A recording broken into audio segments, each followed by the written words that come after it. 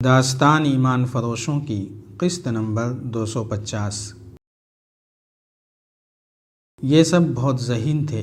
انہیں شک ہوا کہ سائقہ کو کسی اور طرف لے جا کر اسے غائب کر دیا جائے گا۔ چنانچہ سورج غروب ہونے کے بعد 5 آدمی سائقہ کے گھر میں جا کر چھپ گئے تھے۔ سائقہ باڈی گارڈ کے ساتھ گئی تو یہ آدمی ان کے تعاقب میں چل پڑے۔ آگے جا کر ان کا شک صحیح ثابت ہوا۔ انہوں نے کامیابی سے سائقہ کو بچا لیا اور باڈی گارڈ کو بھی پکڑ لائے جو سیف الدین کا رازدان تھا۔ انہوں نے فوجی اہمیت کے بہت سے راز اگلوا لیے۔ ان میں یہ راز اہم تھا کہ سیف الدین کے بھائی عز الدین نے فوج کو 2 حصوں میں تقسیم کر کے ایک حصے کو اپنی کمان میں رکھا ہے۔ یہ حصہ محفوظہ کے طور پر استعمال ہوگا، یعنی اسے بعد میں ضرورت کے مطابق استعمال کیا جائے گا۔ پہلے حملے کی قیادت سیف الدین کو کرنی تھی۔ دوسری اہم بات جو معلوم ہوئی وہ یہ تھی کہ حلب سے گمشتگین اور سیف الدین کے یہاں ایلچی یہ پیغام لے کر گئے ہیں کہ تینوں فوجوں کو مشترکہ کمان میں رکھا جائے اور صلیبیوں کی مدد پر زیادہ بھروسہ نہ کیا جائے۔ باقی معلومات بھی اہم تھیں۔ باڈی گارڈ نے یہ معلومات اگل کر کہا کہ اسے رہا کر دیا جائے۔ نقاب پوشوں نے اسے رہائی کے وعدے پر ٹال دیا۔ سائقہ کو اسی کمرے میں رہنے دیا گیا۔ اس کے گھر رکھنا مناسب نہیں تھا۔ باڈی گارڈ کو اس مکان کی ایک اندھیری کوٹھری میں بند کر دیا گیا۔ حران اور حلب سے تقریباً 50 میل دور صلیبی فوج کا جنگی ہیڈ کوارٹر تھا، جہاں زیادہ سرگرمیاں جاسوسی کے متعلق تھیں۔ وہاں جو صلیبی حکمران اور کمانڈر تھے وہ سلطان ایوبی کے خلاف کھلی جنگ لڑنے کے بجائے اس کے مسلمان مخالفین کو متحد کر کے اس کے خلاف لڑانے کی اسکیمیں بنا رہے تھے اور ان پر عمل بھی کر رہے تھے۔ پہلے بتایا جا چکا ہے کہ انہوں نے مسلمانوں کے بڑے بڑے امراء کو اپنے فوجی مشیر دے رکھے تھے، جو انہیں جنگی مشورے دینے کے علاوہ فوجوں کو جنگی تربیت بھی دیتے تھے۔ اپنی اصل نیت پر پردہ ڈالے رکھنے کے لیے وہ مسلمان امراء کو عیش و عشرت کا سامان بھی مہیا کرتے رہتے تھے۔ ان کے جاسوس بھی ان امراء کے درباروں میں موجود رہتے اور اپنے ہیڈ کوارٹر کو خبریں بھیجتے رہتے تھے۔ حران سے گمشتگین کا ایک صلیبی مشیر اپنے اس جنگی ہیڈ کوارٹر میں پہنچا۔ اس وقت صلیبی کے 2 مشہور جنگجو حکمران ریمانڈ اور ریجنالٹ وہاں موجود تھے۔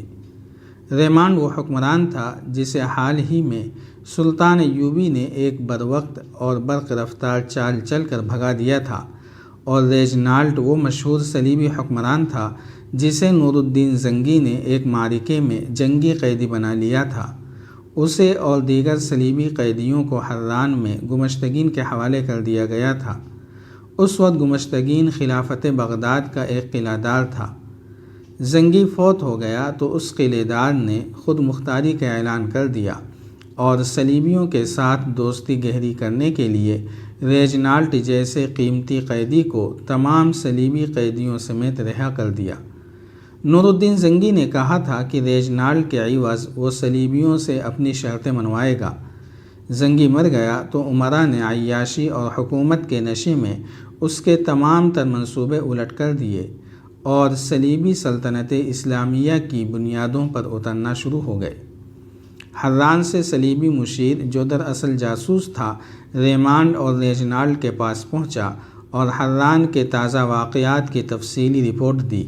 اس نے کہا، حلب سے الملک الصالح نے گمشتگین اور سیف الدین کو تحفوں کے ساتھ پیغام بھیجے ہیں کہ وہ اپنی فوجیں اس کی فوج کے ساتھ مشترکہ کمان میں دے دیں۔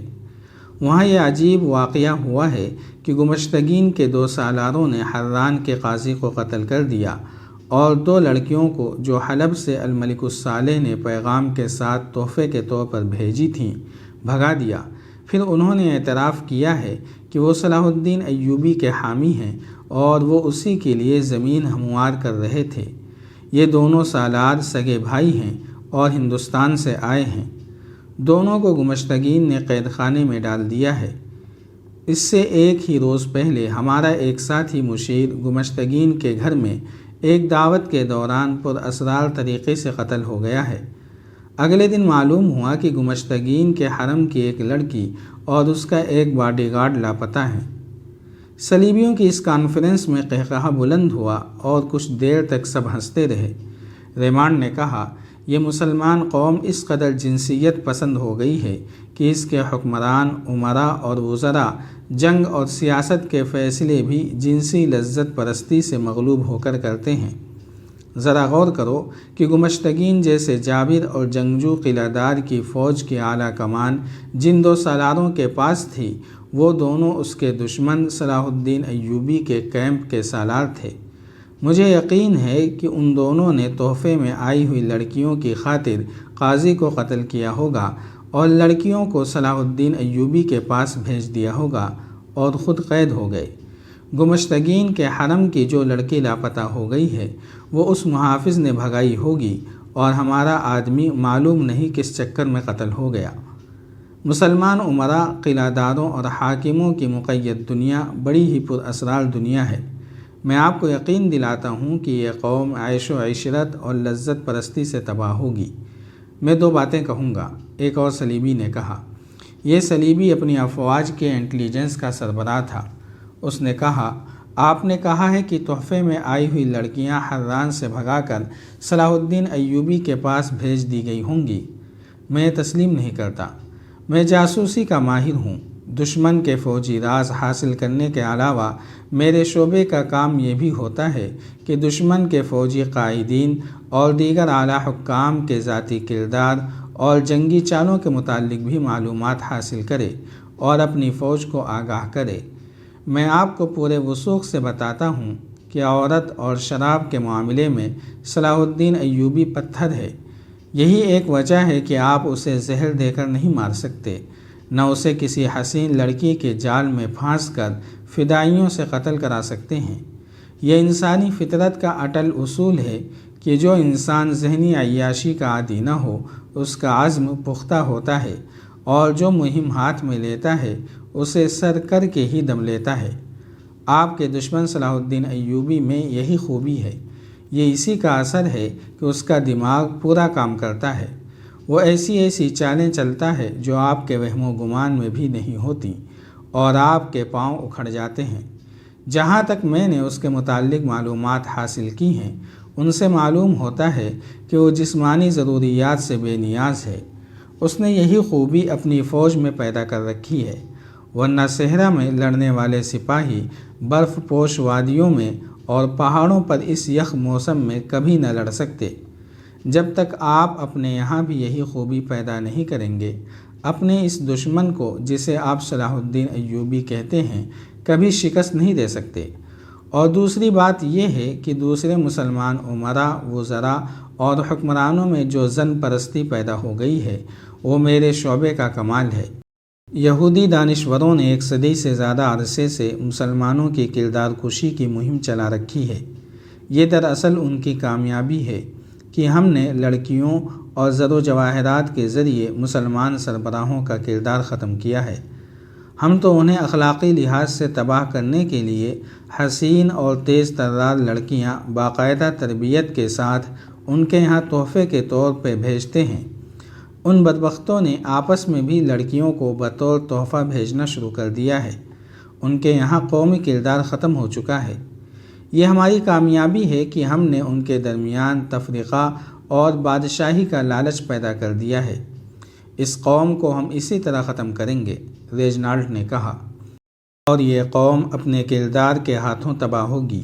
صلاح الدین ایوبی خوش ہو رہا ہوگا کہ اس نے ہمارے بھائی ریمانڈ کو پسپا کر دیا ہے۔ وہ یہ نہیں جانتا کہ ریمانڈ جنگ سے پسپا ہوا ہے، یہ تو اس کی قوم کے سینے میں گھس گیا ہے۔ ضروری نہیں کہ ہم میدان میں ہی شکست دیں، ہم کسی دوسرے محاذ پر بھی لڑ سکتے ہیں۔ اس مہم کو مزید تیز کرنے کی ضرورت ہے، اس مشیر نے کہا جو حران سے آیا تھا۔ میں نے آپ کو گمشتگین کے اندرون خانہ کے واقعات سنائے ہیں۔ ان سے یہ ثابت ہوتا ہے کہ وہاں صلاح الدین ایوبی کے جاسوس اور تخریب کار صرف موجود ہی نہیں بلکہ گمشتگین کے گھر کے اندر اس کی اعلیٰ کمان میں پوری طرح سرگرم ہیں۔ ہمیں ان کے خلاف کوئی کارروائی کرنی چاہیے۔ جاری ہے۔ اگر آپ کو یہ قسط وار سلسلہ پسند آ رہا ہے تو لائک، شیئر اور کمنٹ کے ذریعے ہماری حوصلہ افزائی کریں۔ جزاک اللہ خیرا۔